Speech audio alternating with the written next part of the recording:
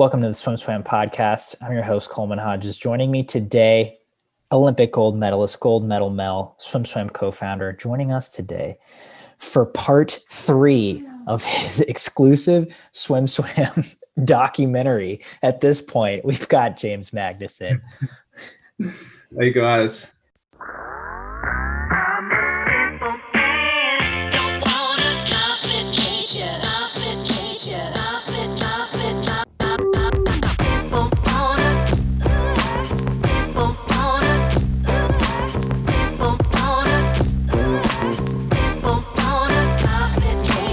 Two things are happening today that are historic and they're very important. One, I've been on the phone. So first of all, the United States is like, we still have a country? Because as we are talking right now, the Trump supporters have overtaken the Capitol, and it appears that the United States is under a semi-weak coup attempt. Did you like wake up and see this morning, James? Yeah. We saw here in Australia. It's wild. Like every day there's something crazy coming out of the US, and we're kind of minding our business down here, just shaking our heads really. So this weirdest things happen. All these friends are calling me up. So the last phone call I got was from Mark Spitz. He's like, "Hey Mel, what's up?" It's Mark Spitz. And Mark Spitz is 7-time. He was the greatest Olympian of all time until Michael Phelps, but pretty cool cat. And he's like, "So what's going on?" He's like, "We should do a podcast out on the Capitol because it's on fire right now."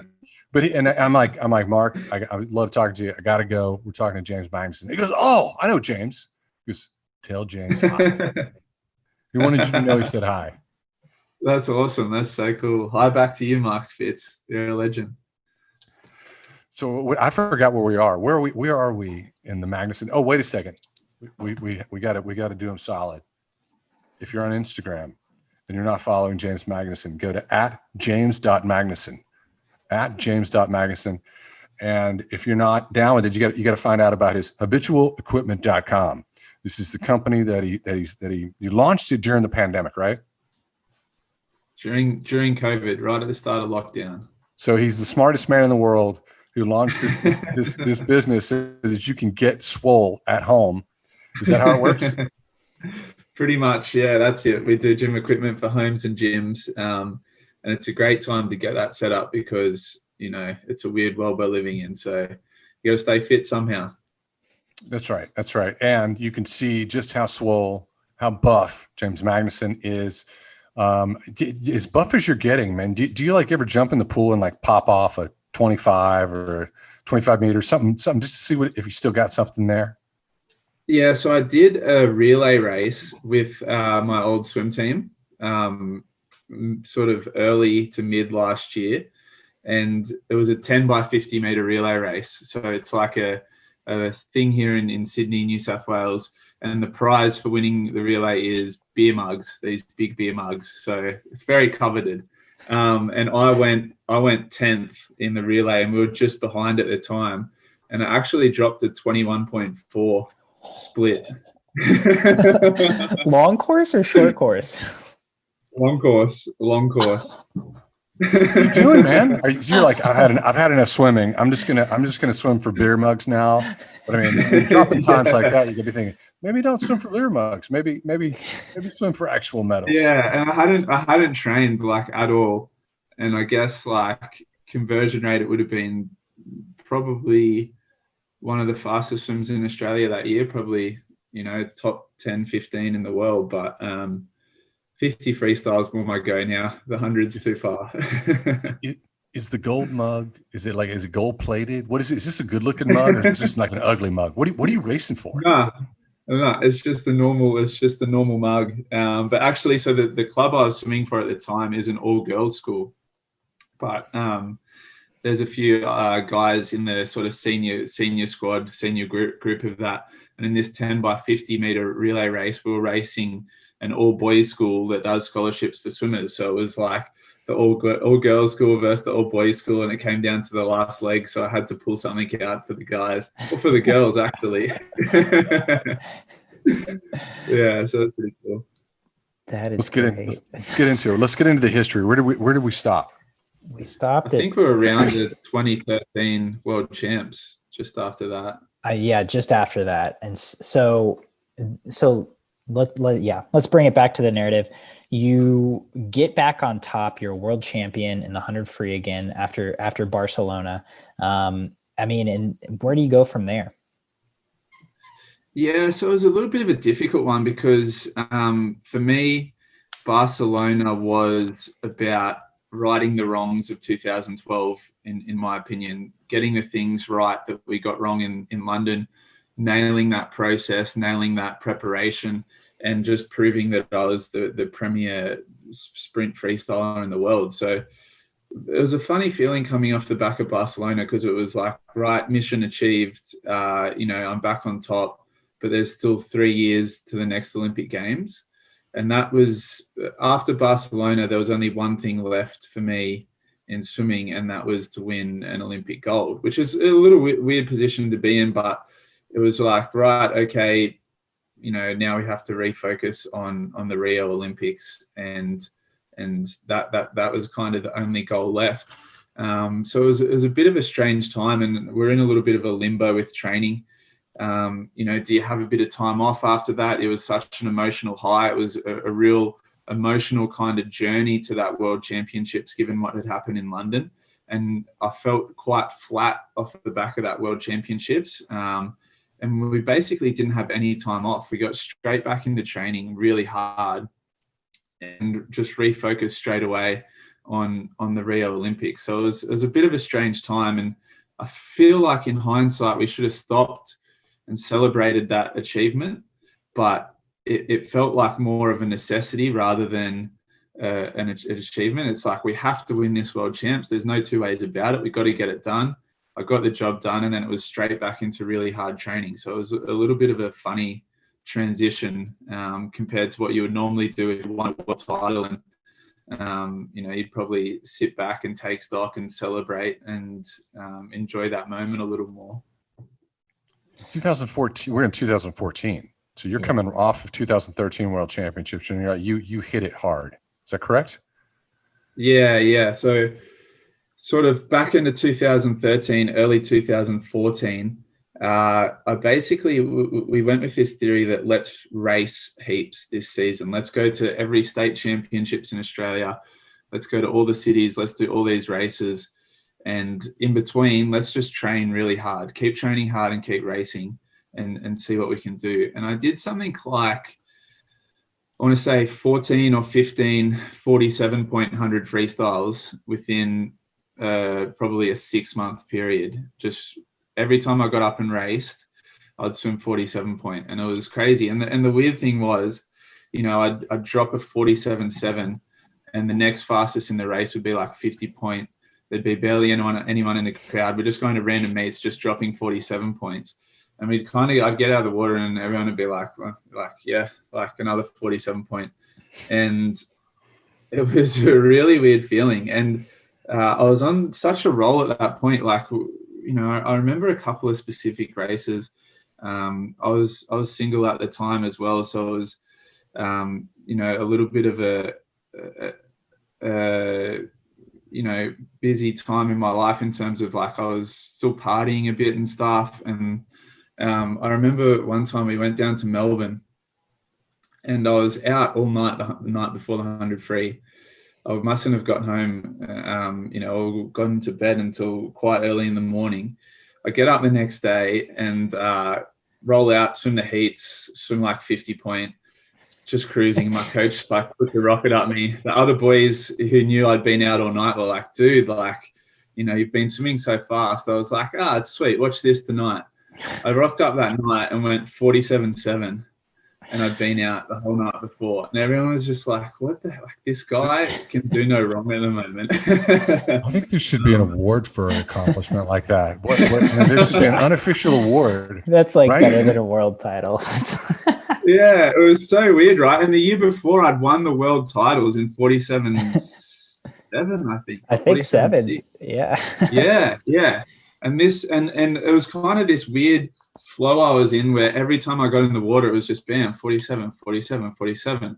But there was no real peaks and troughs in my training. I was just working really hard, racing really fast, enjoying myself at the same time on the weekends and stuff like that. But there probably wasn't a real balance in my life at that time. And it was strange because I was swimming so fast, I was training so well, but felt like I was accomplishing nothing.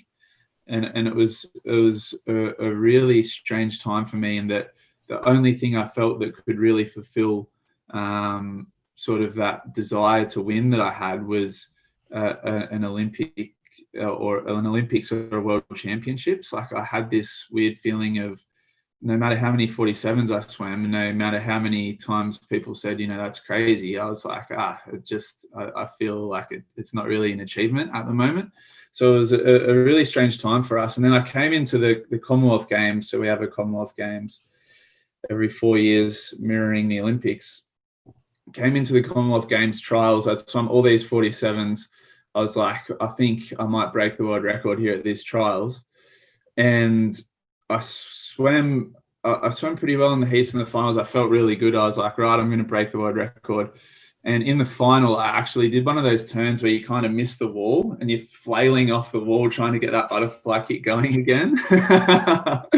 So like, I completely cooked my race. Like, one of the worst blunders I've ever made in a race.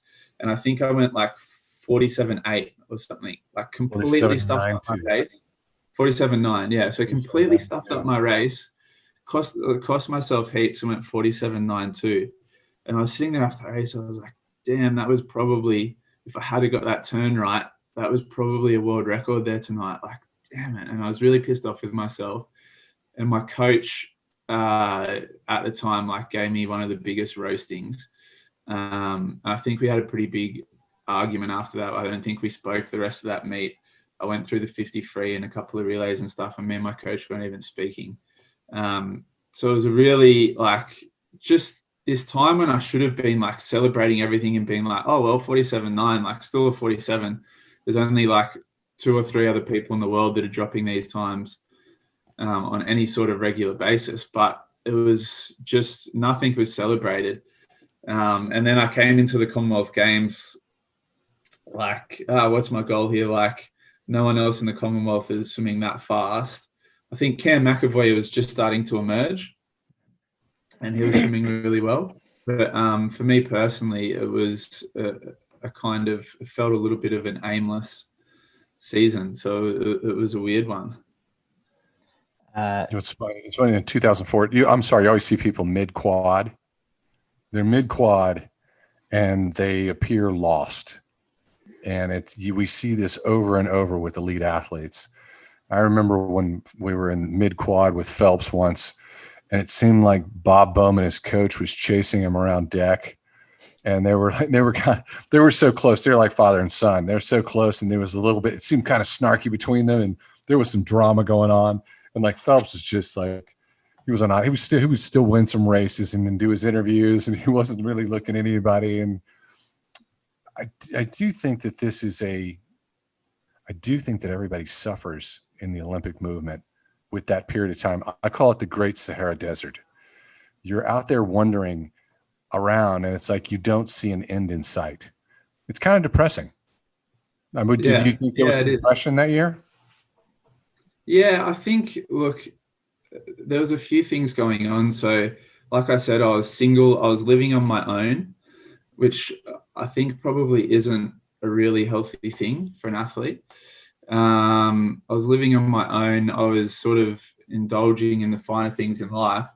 And I just wasn't that motivated by the Commonwealth Games or the Pan Packs that were coming up that year. I kind of had one eye on the Olympics, but I also started, like I said, I started having some problems in the relationship between my coach and I, because I think he was on the really hard grind, like, let's keep hitting 47 every day of the week kind of thing. And I was kind of like, why, I guess. But and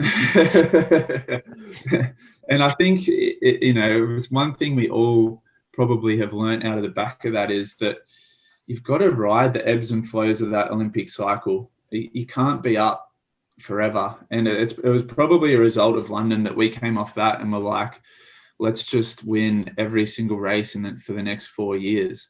But it kind of created an unhealthy atmosphere of, anything below 47 was a failure.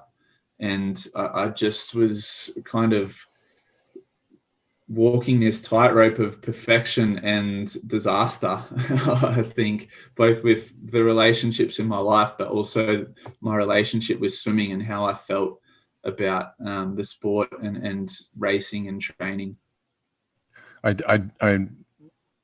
I appreciate you being vulnerable and sharing that, because it's something that athletes go through a lot, and I don't want to make light of it. But how bad was this roasting? And is it one of the worst you've had? Because I don't know about you, but I've had coaches yell at me with spittle flying in my face. Was it dramatic? It was pretty big. I think the problem with my roastings is that I don't take a roasting lying down, so I start firing back pretty hard, and so that escalates things. I've learnt with age to be a bit more gracious and accept authority, but authority is something that I've definitely always struggled with. Probably the SAS show taught me a lot about, succumbing to authority and being diligent and stuff like that. But, being screamed at by special forces soldiers. But yeah, at the time, I was like pretty young and brash, so I fired right back. And, that was the beginning of probably a little bit of a toxic period for myself and my coach Brandt at the time. And there was things going on with our whole squad. Like, we went into the Olympic year with about 10 guys, about 2 girls in our team. 5 of us made that Olympics. So Brandt was a really young new coach, and he put 5 swimmers on an Olympic team for London. And then, as happened, some of those guys started to drop off a bit. Some started to, be interested in different things. So the squad as a whole was kind of dissipating a little, and it didn't have that same energy and excitement about it. So it was just a really difficult time. And I think one of the problems we have here in Australia is that because we don't have a college racing system, we don't have the support of scholarships and stuff around us. There's almost a feeling in Australia that if you're not the best in Australia at swimming every year, if you're not winning the Olympics, World Champs, Commonwealth Games, if you're not getting the sponsors, if you're not getting the airtime, it's very hard to make a living. So whilst when you're the best, it's great. If you're not in that top 1 or 2 swimmers in the public's mind and forefront in the media, then it is really hard to make a living. And there is no support. There is no colleges. You don't get free accommodation. You don't eat there. You pay for everything. And so there is a feeling in Australia that you've got to be up all the time. You've got to be winning everything. And that created for us and for our squad just a little bit of tension, because there was just never any downtime. But coming back to that roasting, it was a good one.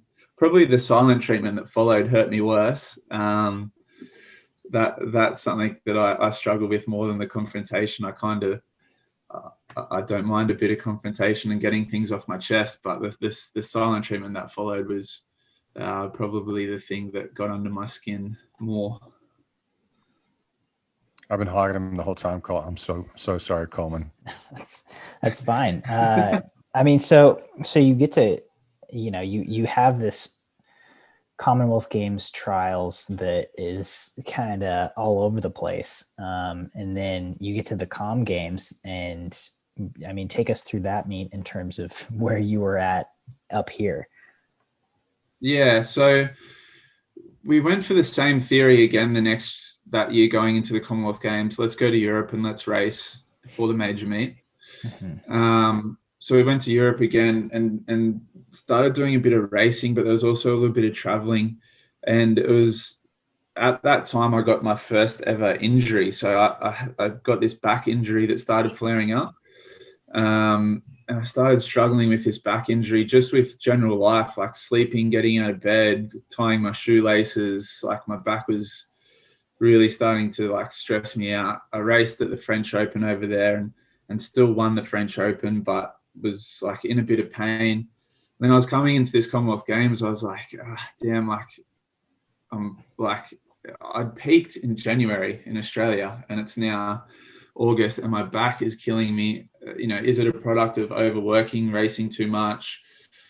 I don't know. But by the time I got to the Commonwealth Games, I had one of the physios, there waiting basically. After, as soon as I got out of bed, I'd go down to the physiotherapist room and get sort of mobed up and stuff and loosened up before I could go to the food hall and then go to the pool to swim and stuff. So I basically was like limping my way to the finish line that Commonwealth Games. I think partly as a product of being up for so long. And by the time I got to the final of the 100 free, I remember I was in the race next to Cam McAvoy. He was swimming really well. He was probably if anything, Cam was the favorite going into that race. And I just said to Brent, my coach, before the race, I was like, you know what? I'm just going to do what I have to do to win here.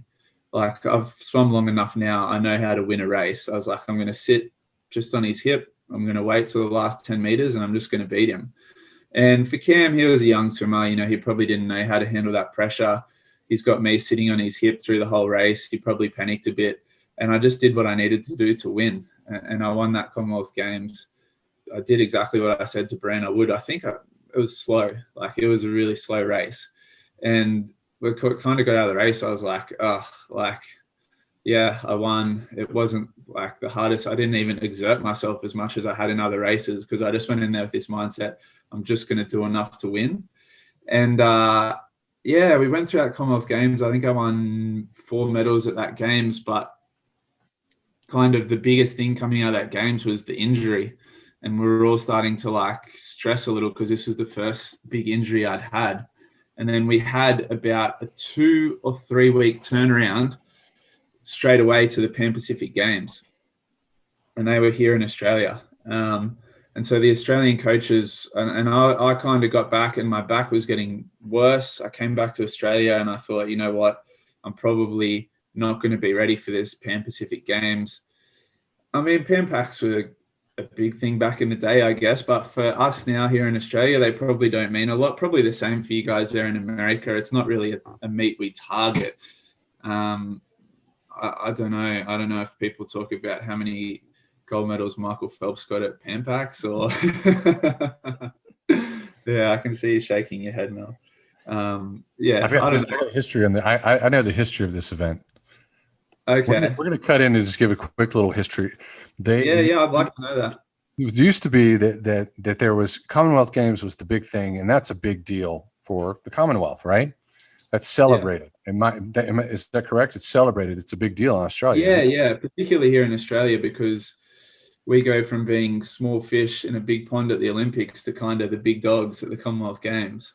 But it's here's the thing. It's like it's not quite as competitive, but it matters to your country. And in the United States, we had the Pan American Games, and the Pan American Games is a big deal. Pan American Games is on network television. It was covered like the Olympics, and it's a preview for the upcoming Olympics, right? And but it wasn't very competitive. Pan American Games were not very competitive. So USA Swimming got with Swimming Australia, Swimming Canada, and they created this thing called the Pan Pacific Championships. And I went to the very first Pan Pacific Championships. Mm-hmm. And it was, I think that if there were 100 people in the stands, I would have been surprised. It was just like, it was like getting up and having an inter squad competition with your teammates. It was so boring. It was terrible. But it was, the motivation was that they owned it. So they could sell it, like they had divvied up the sponsorship dollars. And it was so the top 2 athletes in the United States went to the Pan Pacific Championships and got to watch the 3rd and 4th swimmers in the country be on national television for the Pan American Games. And we were bitter. We were very bitter. But it evolved slowly. Pan Pacific Games are a little bit better now. But if I remember back in 14, I know that this is a traumatic moment in your life. Again, I'm not trying to make light of what's going on. However, 14 was like it rained the whole time. Remember that? Bucketing rain, like the worst storms you've ever seen. Like, and because it was on the Gold Coast in Australia, it's like the sunniest place in the earth. It's like the Miami of Australia. It was an outdoor pool with no covers over anything. There wasn't even like covering for the marshalling area. Like, we were standing in pouring rain, getting our names announced before we raced. The crowd was in the rain.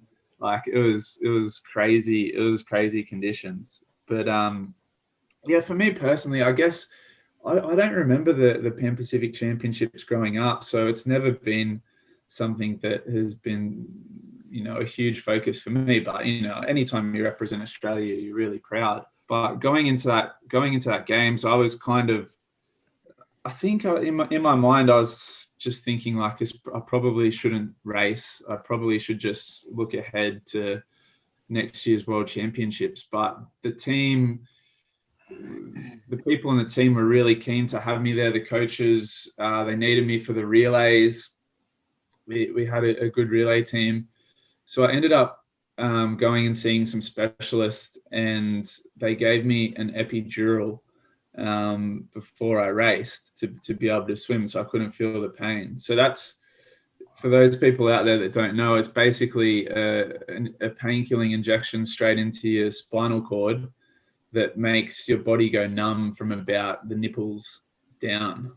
So I felt no pain. I didn't feel a lot, to be honest, but I raced. And it's probably a bit of a regret of mine looking back. I don't know why I was so intent on racing, or anybody else was so intent on me racing, but I think it was a pretty silly thing to do at the time, to get an epidural just to swim at a Pan Pacific Championships.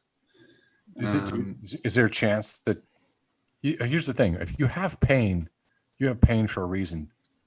You have pain to move away from pain, and you're completely numbing it. And for our audience listening, if somebody's young and you don't know what an epidural is, it's what your mother probably got when she was giving birth to you, and the pain got to be too much. And I've been in that room when my daughter was born, and my wife was screaming in pain, and they tapped her with an epidural, and then it just goes numb. That's some serious pain meds. It's you're not moving away from pain. You're numb, and I think that sounds like a great way to injure yourself a lot more. Yeah. I felt that, and there was probably some disagreements with people within my team and within the Australian team and stuff around how that was handled. So basically, coming off the back of that Pan Pacs, I was like, man, this is not fun. I'm not enjoying this. I've been training at the same squad, the same pool for about 5 years by that time. So as you know, getting up at 5:30 or whatever every morning, going to the same pool, being in the same environment, having the same coach, having the same people in the squad. I just decided after that Pan Pacific Championship, if I'm going to make it another 2 years to this Olympic Games, I've got to have a change. And so I decided that I would move swimming squads, move coaches, and leave Brent Best, which was probably the hardest conversation I've ever had with anyone in my life. I remember I met up with him for breakfast, and he started speaking about what we're going to do next season, because he had no idea, and like it was actually something I didn't really discuss with a lot of other people, because when I make a decision like that, I'm very intrinsic about how I go about things, which sometimes is to my detriment. But this one, I just knew that if I stayed where I wasn't mentally going to make it for another 2 years. I was just going to burn out.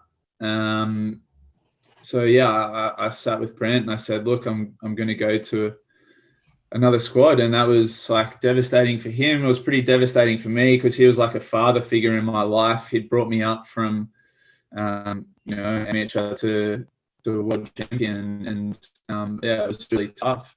And then, I guess the story of my career from there, without being all doom and gloom, coming into the next year in 2015, again, I started swimming pretty well again. I was enjoying myself a bit. And then I have to get a shoulder reconstruction. So I go through that full process of getting a shoulder reconstruction. As you can see, I don't know if you can see in the cameras here, I've still got the big nasty scar on my shoulder. And that kind of, from that point on, I can kind of pinpoint from the time I got that shoulder reconstruction to the time I retired, I was never able to swim the same way in the water. I lost, whether it was strength or power, I'm not sure, but I lost something in the water and I wasn't able to regain that. But I think in that back couple of years, there's probably not a heap to talk about, but the thing that I felt like I was able to do was to contribute to that relay team, to contribute to some of those younger 100 freestylers coming through the ranks. And one of the things that I'm really proud of is the succession line of 100-meter freestylers that have come out of Australia after my career. It's something that, when I first broke onto the scene, we hadn't won a gold medal at a major meet in the 100 freestyle since Mike Wendon in the 60s, 70s. Yeah. So I was the first one to win a gold medal for Australia in the 100 freestyle in about 40 years. So when I look back on my career, things I'm proud of, the kind of effects that I had on Australian sprinting and the focus that we now have in Australia, because when I was coming through the ranks, coaches would always say to me, in Australia, we have a tradition of 400 frees, 1500 frees. You need to do the longest stuff. It's what we're about here in Australia. We have a tradition of it. And I was like, stuff tradition. I want to do fast stuff. Like, why are Australians not good at sprinting? Why can Australia not be the best sprinters in the world? And we're almost gun shy of it. And if you saw the coaching methods in Australia, you would understand why. Like, still, coaches in Australia just cannot get their head around sprinting, and anything that's under 80 kilometers a week, they balk at. So that's probably one of the things that I'm really, really proud of in the back end of my career is, I go to national champs and stuff now in Australia, and there's still multiple guys swimming 47. We've now got Kyle Chalmers going toe to toe with Caleb Dressel. So it's an exciting time for Australian sprinting, and it's great to know that those guys have kind of followed in my footsteps, in some way or another. I gotta know, was there any sort of metaphorical passing of the torch, even if it was just, you having a conversation or some sort of, interaction with Kyle at those Rio games? Yeah, look, I think Kyle is very similar to me.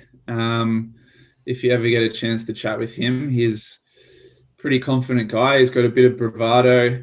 He really trusts his race plan and swims a similar race plan to what I used to swim. He's never first at that 50-meter turn, and he backs himself that last 50 meters. In terms of like handover and stuff, like we spoke about, we do some of those relay camps and stuff like that. And, I have had chats with Kyle at times, but I think the great thing that Kyle had at the 2016 Olympics, he was oblivious to all of the pressure, all of the hype. Like, he was kicking an AFL football in the marshalling area before the race. Like, I was watching him, and I'd been to an Olympics. I'd been there as the guy going into the final wanting to win. I'd had the pressure of Australia, and I looked at this guy, this 18-year-old guy, his first time swimming individually in a major meet, and he was just strutting around like it was another day. And I was looking at him going, holy shit, that is the exact same thing I was doing before the 2011 World Championships in Shanghai. Australia was going nuts. There was all this pressure. It's the blue ribbon event. And I had no idea what was going on. I was so oblivious to all the pressure and all the hype. And I looked at Kyle and I was like, man, this guy is just in the sweet spot. You look over to the American team, and Nathan Adrian is there, who's probably the favorite going into that race. he's got all the pressure in the world on him. He's defending Olympic champion. The American team is looking at him as one of the leaders of the team. And then I look over to our side, to the Australian team, and Kyle's rolling around, wrestling people on the ground, laughing and talking. And I'm like, damn, this guy is like, he's going to do it. He's going to do it. That's awesome. Mel, anything to finish up? I think that you're our favorite guest. I do. Yeah, I'm getting text messages from peers and everyone's like, this guy's great. I'm like, he's a natural storyteller. And it's, I think it's the ease with which you probably have a little bit of time to look back and be like, hey, this is what happened. This is who I am. This is how it shook out. And I think for me personally, it's taken a little bit of time. So that first 6 months to a year when you get out of the sport, I still had really mixed emotions about, my career and where I finished up and did I achieve everything I could have achieved. And then you sit back and you're like, wow, I was so lucky to live the life that I lived. And to get to being the best in the world in anything, you have to have moments of luck along the way. Certain things have to fall into place. Yes, you have to be dedicated. Yes, you have to work hard, but you also have to have some natural talent, some natural skill, and you got to catch some breaks along the way. And I caught some amazing breaks on the way up. I had some really influential people come into my life at the perfect times. I had great people around me, great coaches, great staff. And so for that, I'll be forever grateful to the sport of swimming. And regardless of what happened towards that back end of the career with injuries and a little bit of bad luck, I wouldn't have never been in those positions without, being very fortunate. So now I look back on swimming, and anytime I talk about swimming, I light up. I'm really happy about my career. And, I think given the time away that I've had from the sport now, I'm starting to fall back in love with the sport of swimming.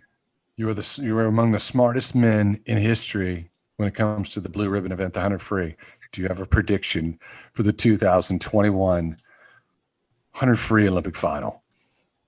Yeah, so my advice to Kyle would be, if you're within half a body length at 50 meters, you've got it. But where Dressel wins it is the first 15 meters and the 5 in, 10 out on the turn.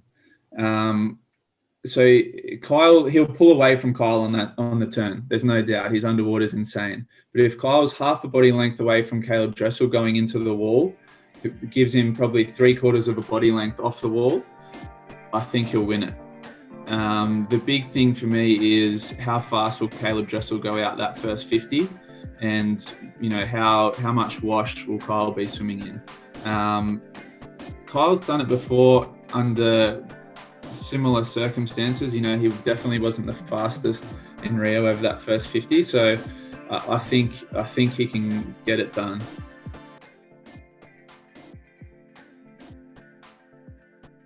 You've been listening to the SwimSwam podcast. Stay tuned for new episodes every week. You can take SwimSwam podcast on the go by subscribing on your favorite podcast platform. Look for links in the description below, and be sure to subscribe to our YouTube channel for more videos as well.